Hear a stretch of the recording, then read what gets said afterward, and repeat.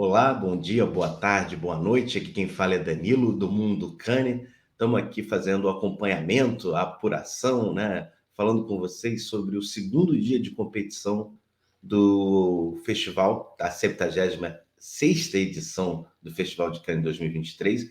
Vamos falar dos filmes que foram exibidos em competição oficial pela Palma de Ouro em Cannes e também sobre filmes que são em mostra paralela ou em exibição especial, avant-première, e bora começar sobre o filme Indiana Jones e a Relíquia do Destino, a quinta película da franquia Indiana Jones, a primeira a não ser dirigida por Steven Spielberg.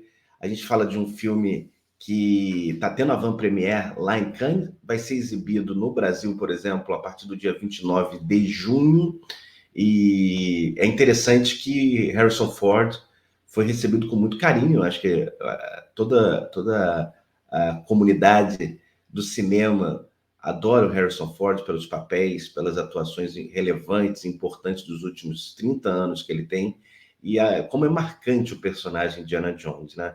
Então acho que fica tudo muito nesse lado saudosista, nostálgico, que é positivo. Mas ao mesmo tempo a recepção do filme em si, dirigido pelo James Mangold, do mesmo diretor de Wolverine e Logan, não foi para lá de positiva, né? Foi meio morna, meio caída, lembrando um pouco a recepção da Caveira de Cristal, o quarto filme da franquia, né? O que a galera fala é que, apesar do CGI ser bem feito, apesar até do Harrison Ford estar muito bem intencionado e as boas tiradas da Phoebe Waller-Bridge, né? A autora de Fleabag, é roteirista também, e a atuação do Mads Mikkelsen e meio que um revival, meio que pegando pontas soltas da franquia para aproveitar para exibir agora, fica a sensação de mais do mesmo, né? De um filme que talvez não seria necessário para a franquia ou não acrescenta tanto ao personagem, né? O legal é que essa recepção ao Harrison Ford fez com que ele recebesse até uma uma palma de ouro honorária, né? Que não estava prevista. Aqui está o cartaz do filme, até em português, para quem quiser já acompanhar. O lançamento no dia 29 de junho, né? O filme tem a participação também do Antônio Bandeiras, mas a recepção não foi muito legal. Ele recebeu essa palma de ouro honorária, né? Normalmente é dada para grandes figuras relevantes do cinema, que tem participação em Cannes. A gente viu que o próprio Michael Douglas recebeu também uma palma de ouro no dia de abertura, e a Relíquia do Destino já tem até trailer, né? Já tem essa expectativa todo lançamento. É um blockbuster de verão americano, mas infelizmente tanto a crítica quanto a recepção dos populares, como que a gente pode dizer lá em Cannes, não foi das mais positivas, né? Dizem que trata de um filme em que você sai do cinema já meio que esquecendo, né? O que não é muito positivo. Vamos ver um pouquinho do trailer do Indiana Jones? I miss the desert. Nos trailers é uma tentativa de recriação através de efeitos especiais, e faz com que a gente meio que fique distante do filme, né? Efeitos práticos, às vezes, tornam o filme mais próximo da gente. Quando tudo tem meio repleto de efeitos especiais, CGI, como a galera gosta de falar, fica parecendo uma coisa meio videogame, e não um videogame de interação, e sim uma coisa distante, né? Algo que você não consegue interagir literalmente, né? Então, apesar dos grandes atores elencados, né? O que foi dito é que é um mais do mesmo, e um mais do mesmo cansativo. O que é ruim, né? O Harrison Ford acredita que essa seja a última vez que ele encarne o personagem famoso Indiana Jones. A gente fala também aqui, ele, depois da exibição do filme no Palais, né? Em Cannes, no principal cinema do festival, o próprio Harrison Ford, emocionado, né? chegou às lágrimas ali, o olho marejado. E é difícil a gente ver estrelas de Hollywood tão acostumadas a esse assédio se emocionarem. E foi positivo. Vamos mostrar aqui para vocês. Ele estava acompanhado da esposa dele, né, Calista Flockhart, quem não lembra, ela é atriz também e fez Ally McBeal. Tá aqui essa passagem bonita, né? Acho que é legal reconhecer os ídolos em vida e ele sentir esse calor humano. Às vezes Hollywood fica a impressão que os caras estão protegidos numa bolha ou vivem numa bolha ali em Los Angeles, né? E aí quando saem um pouco, recebem esse carinho, esse lado humano da plateia, que tem Harrison Ford no coração há mais de 30, 40 anos em grandes franquias. Fica a impressão de que o trabalho dele é muito bem feito. E parabéns ao Harrison Ford. Infelizmente, a reação dos críticos e da plateia foi meio morna para baixa dessa última película da franquia Indiana Jones. Vamos ver, tá? Para estrear no Brasil dia 29 de junho.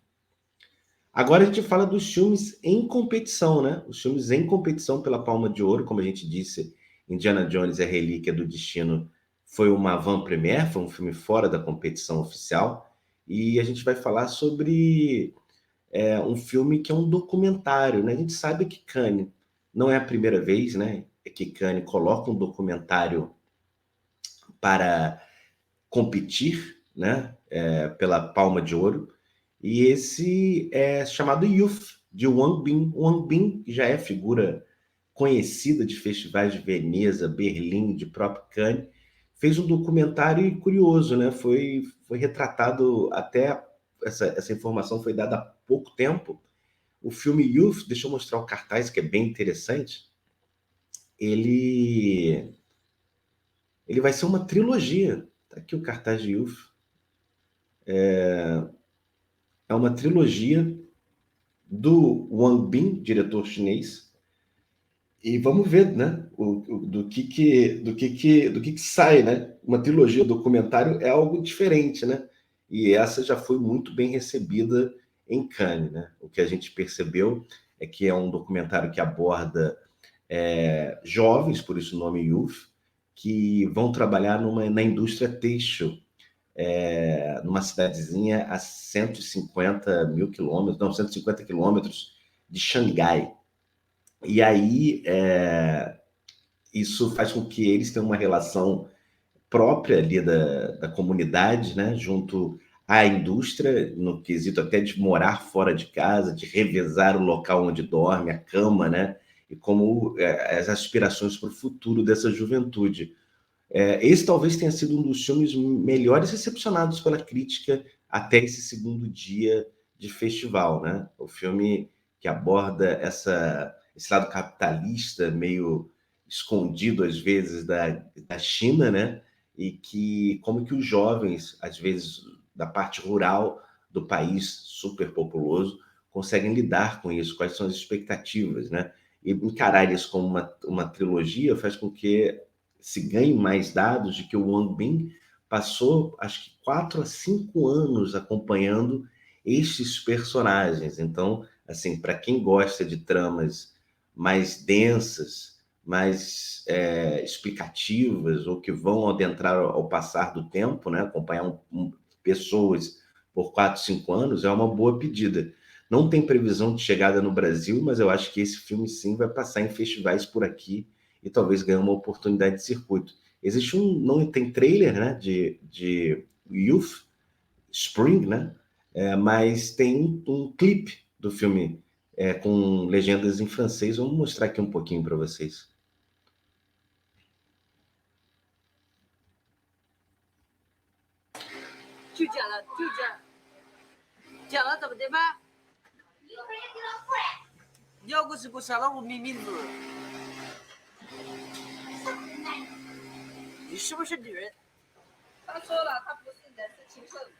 O filme se passa na província de Zhejiang, né?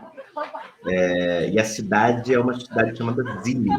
Então retrata essa juventude que já entra meio no ritmo fabril dessa empresa têxtil e meio que ancora todo um distrito no interior da China e enfermeiros são muito jovens, né? Muito interessante, eu acho que a gente às vezes esquece um pouco, mas a maioria dos países asiáticos, né, e os filmes que são colocados à mostra nos festivais, especialmente Cannes, tem um caráter de humor também, de humanidade, que muita gente esquece. Então, pelo que a gente pôde apurar tanto na crítica quanto nos clipes que foram disponibilizados pelo festival, a impressão que é um filme denso, profundo, reflexivo, mas que ao mesmo tempo te faz rir, te faz ter esperança, te faz ter um olhar diferente sobre uma população ou sobre um país. Então, acho que vai ser uma boa pedida e curioso, novamente, de entender que se trata de uma trilogia, né, gente? De uma trilogia. Então, uma trilogia no cinema documental, desculpa, vai ser bastante interessante. E o último filme, e esse também em competição em Cannes, e esse tem pouquíssimas informações, mas para mim me soa bastante interessante e fiquei curioso pela pegada do filme. Se chama Black Flies, né? Moscas Pretas. É um filme do diretor francês Jean-Stéphane Sauvert. Desculpa aí o meu francês se não estiver certinho. Black Flies é protagonizado por Ty Sheridan e Champagne. São dois enfermeiros, né? O diretor, desculpa, o Jean-Stéphane é francês. Ele já também competiu em Cannes em 2017, trabalhou com Gaspar Noé no início da carreira dele, e ele volta a Cannes com um filme falado em inglês, protagonizado novamente por Ty Sheridan e Champagne, e que aborda a vida de a vida de um paramédico jovem, que é o Ty Sheridan, convivendo numa madrugada muito intensa, violenta em Nova York, com um paramédico mais antigo, que é retratado pelo Champagne.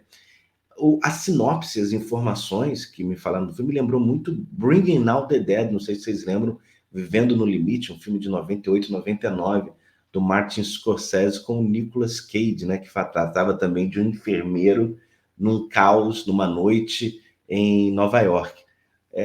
Falam que é um filme muito violento, que em 15 minutos acho que mostra jorrar sangues e cenas pesadíssimas, e tenta abordar também um pouco desse lado mental, né, de como uma pessoa sobre um estresse tão grande, uma pessoa que trabalha sob uma violência, consegue conviver com o resto da vida dele, né, ou conviver com o restante do que é a vida dele, né, família, filho, namorada, esposa, né. Então, acho que tem essa abordagem meio pop, no sentido de abordar a violência num lado intenso, mas ao mesmo tempo tentando dar um lado humanista, de que falando, olha, são pessoas também que estão ao lado tentando salvar vidas. Eu fiquei muito interessado. Dizem que não é um filme, como é que eu posso falar, que segue uma linha linear, né?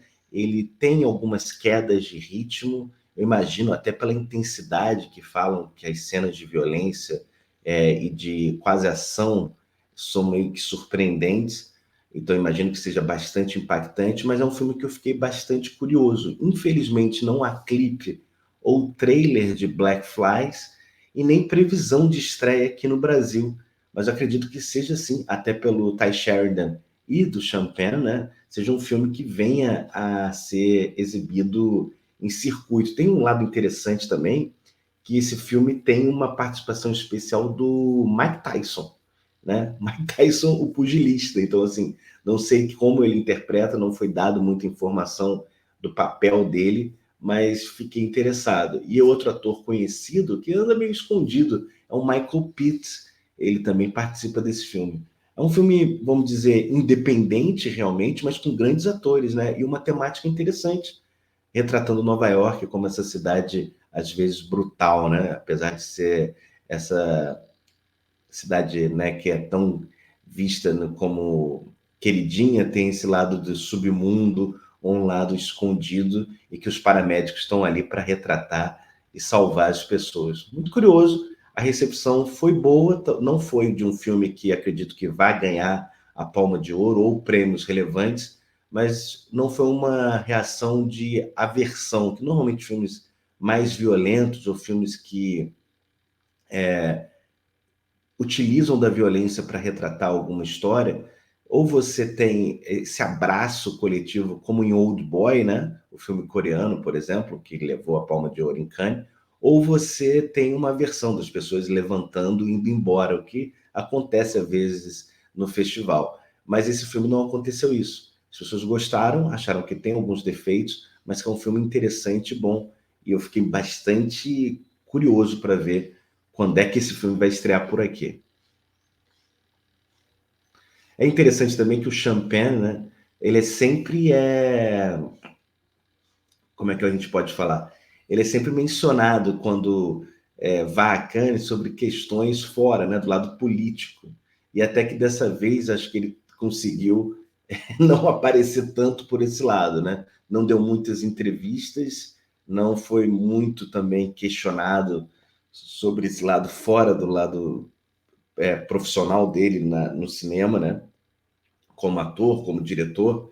Então, vamos ver. Ele é um baita ator, né? E às vezes as pessoas o retratam apenas como um troublemaker ou alguém que causa, que é conhecido mais fora das câmeras pelos atos, pelas falas, até pelas entrevistas que ele dá, do que exatamente pelas atuações, e torcendo para que esse filme tenha uma reação positiva, né? E que chegue para a gente também.